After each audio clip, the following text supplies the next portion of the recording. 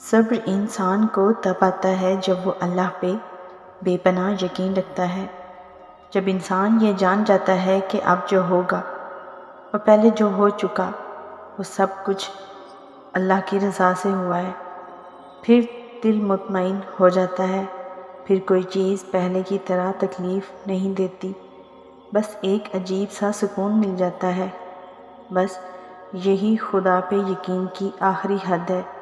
کہ سب اس کے سپرد کر دیا جائے۔ دیکھنے میں تو سب خوش نظر آتے ہیں مگر دلوں کا حال تو صرف اللہ جانتا ہے۔ آزمائش کے وقت آپ کے پاس ایک ایسا ہتھیار ہوتا ہے جس کا اگر صحیح استعمال کیا جائے تو وہ آپ کو اس آزمائش سے نکال سکتا ہے،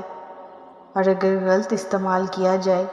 تو آپ پر آزمائش کو مزید تنگ بھی کیا جا سکتا ہے۔ وہ ہتھیار آپ کا گمان ہے۔ آپ اللہ تعالیٰ کے بارے میں کیا سوچتے ہیں، کیسا سوچتے ہیں؟ اگر آپ رب تعالیٰ کے بارے میں یہ خیال رکھتے ہیں کہ وہ آپ کے حق میں جو بھی فیصلہ کرتا ہے وہ بہترین ہوتا ہے، تو کوئی بھی امتحان آپ کو نہیں توڑ سکتا، کوئی بھی تنگی آپ کو آپ کے رب سے مایوس نہیں کر سکتی، انسانوں کی کوئی بھی بات آپ کے توکل کو کمزور نہیں کر سکتی۔ اگر آپ کو واقعی اللہ تعالیٰ کی ذات پر بھروسہ ہے، اگر آپ کا گمان اچھا ہے، آپ کے رب کے بارے میں آپ کا گمان ہی آپ کا اس ذات پر ہونے والے یقین کا اصل لیول ہے۔ جب تم اللہ سے محبت کرنے لگتے ہو، اس کی کہی ہر بات کا مطلب واضح ہو جاتا ہے۔ اس کی محبت پہ یقین تو پہلے بھی ہوتا ہے لیکن دل سے بھروسہ نہیں ہوتا، اس لیے تو دکھ ہونا مشکل لگتا ہے۔ اکثر لوگ یہ سوال کرتے ہیں کہ آخر آسمان سے فیصلے جلدی کیوں نہیں اترتے، ہم کتنا اور صبر کریں، ہم پر بند دروازے آخر کیوں نہیں کھلتے۔ لوگ مایوس ہو کر یہ پوچھتے ہیں کہ اللہ صبر کا پھل کب دیتا ہے، طویل انتظار کے بعد بھی آزمائش ختم کیوں نہیں کرتا۔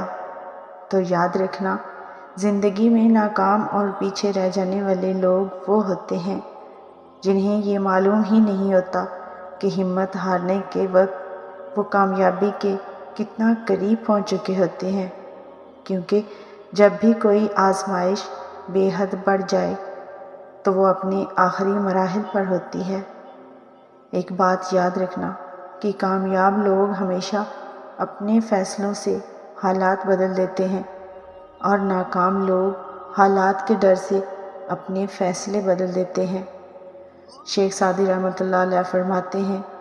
کہ مایوسی اور نا امیدی ایسی دھوپ ہے جو سخت سے سخت وجود کو جلا کر راکھ کر دیتی ہے۔ تو ایک عادت جو تمہیں بہت سا اندرونی حوصلہ بخشے گی، اور وہ ہے جو مشکل سے مشکل وقت میں اللہ سے نیک گمان۔ اللہ قرآن پاک میں فرماتا ہے، اور دیکھو ہم تمہیں آزمائیں گے ضرور، کبھی خوف سے، کبھی بھوک سے، کبھی مال و جان اور پھلوں میں کمی کر کے، اور جو لوگ ایسے حالات میں بھی صبر سے کام لیں ان کو خوشخبری سنا دو، بے شک صبر اور اللہ سے رجوع وہ بہترین راستہ ہے جو تمہاری ہر ناکامی کو کامیابی میں بدل دیتا ہے۔ یاد رکھو، زندگی کا کوئی خسارہ ایسا نہیں جس کا ازالہ ممکن نہ ہو۔ قرآن پاک میں اللہ تعالیٰ کا ارشاد ہے کہ اللہ اپنی مشیت کے تمام تقاضے خود پورے کرتا ہے، تم ہرگز ان چیزوں کا افسوس نہ کیا کرو جو تمہاری کی گئی تدبیر کے مطابق نہ ہوں، اور جو آنسو تم اللہ کی آغوش میں بہاتے ہو، تمہارا رب ان آنسوؤں کا بھرم کبھی نہیں توڑتا، اور اللہ تمہاری آزمائش ختم کر کے تمہارے صبر کا بدلہ بہت بڑے انعام کی صورت میں عطا فرمائے گا انشاءاللہ۔